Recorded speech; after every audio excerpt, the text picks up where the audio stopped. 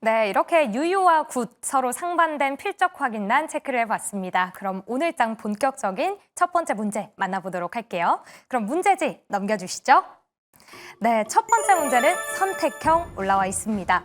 다음은 정책수의 기대감으로 오늘 투자자들의 주목을 받은 섹터들입니다. 신규 진입의 관점에서 가장 주목할 섹터와 탑픽 종목을 적으시오라고 나와 있습니다. 여기서 포인트는 신규 진입 가능 그리고 섹터와 종목 함께 적어주셔야 되는데요. 먼저 선택지 기업부터 체크해 보도록 하겠습니다.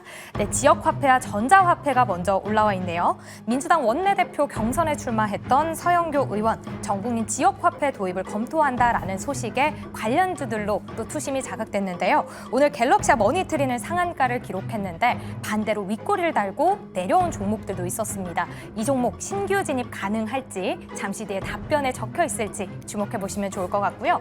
니은으로는 지주사가 올라와 있습니다. 이제 오는 12일 국회 본회의에서 상법 개정안 처리가 될 걸로 보여지는데요. 최근에 한 달간 주요 지주사들의 주가를 보면 적게는 50%, 많게는 2배 이상 오름세를 보이기도 했습니다. 기대감이 정말 큰데 지금 신규 접근 가능할지 또 주목이 되는 모습이네요.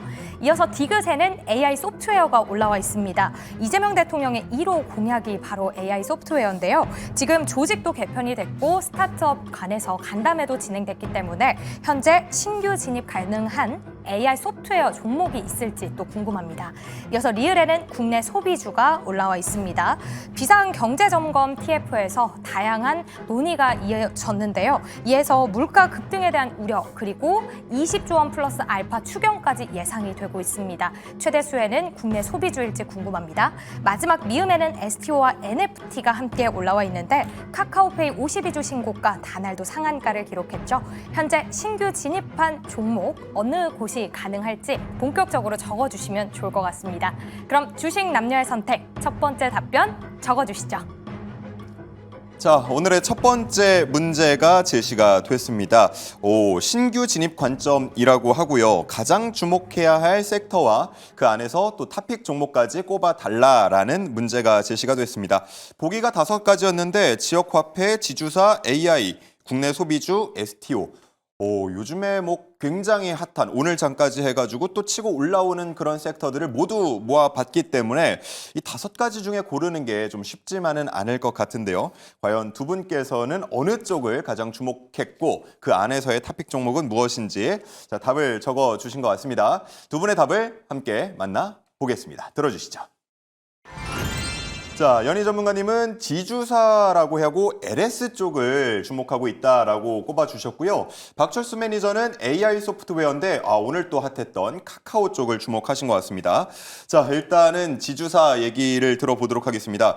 5가지 보기가 상당히 쟁쟁해요. 네. 예, 그중에서 지주사 특히나 꼽아주신 이유가 뭡니까? 저는 5가지 보기 모두 다 괜찮았지만 그중에서도 그래도 계속 일회성 이벤트가 아니라 뭔가 구조적으로 바뀔 수 있는 부분에 대해서 좀 체크를 해봤던 부분이 있고요.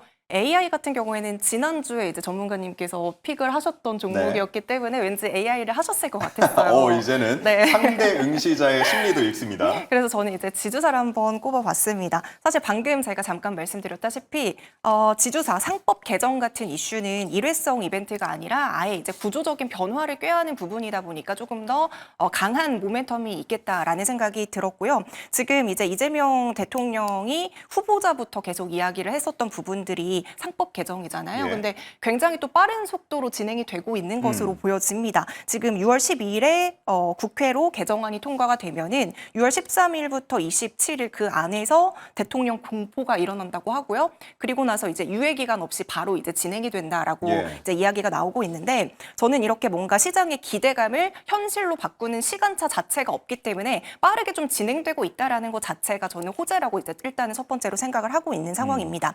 그리고 지금 정부가 추진 중인 이런 상법 개정안 자체는 뭔가 단순한 공약의 문제가 아니라 자본시장 자체 뭔가의 체질을 개선하고자 하는 의지가 굉장히 확실히 보여지고 있는 내용이거든요.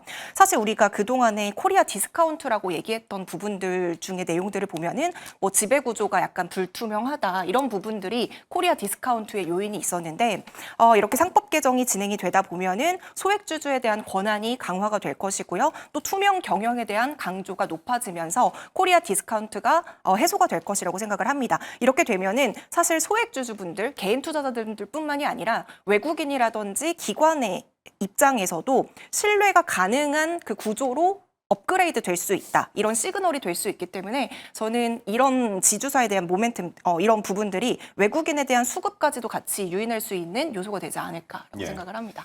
자, 상법 개정안 이야기를 좀 중심으로 이야기를 풀어주셨는데 그런데 또 탑픽 종목으로는 LS를 꼽아주셨어요. 맞습니다. 제가 이 초록 검색창에 LS를 검색하면 뉴스에 가장 많이 나오는 타이틀이 꺼내는 것마다 주주 홀대 논란이 있다. 쌓여가는 LS그룹의 업보, 중복 상장, 그리고 쪼개기 상장의 논란으로 주주 가치를 훼손시킨다. 이런 연관 검색어들이 따라오는 그룹이거든요. 네. 자, 그럼에도 불구하고 LS가 탑픽이다 하는 네. 이유는 뭡니까? 맞습니다. LS 같은 경우에는 지금 뭐 LS 전선도 있고 LS 일렉트릭도 있고 이런 종목들은 실적 개선도 있으면서도 지배구조 요건을 모두 다 충족하는 종목들이기 때문에 저는 네. 일단 LS를 좀 탑픽으로 꼽았고요. 보시는 것처럼 다들 이제 뭐 해저 케이블이라든지 여러 가지 고부가 제품에 대한 수주가 증가하고 있다라는 부분들은 예. 다들 알고 있는 부분일 것 같고 여기에다가 뭐 인프라 프로젝트라든지 AI 데이터 센터라든지 여전히 수요가 견조하기 때문에 매출 성장도 같이 따라붙는 구조라서 이런 부분들에 대해서 모멘텀이 강화될 것이라고 생각을 하고 있습니다.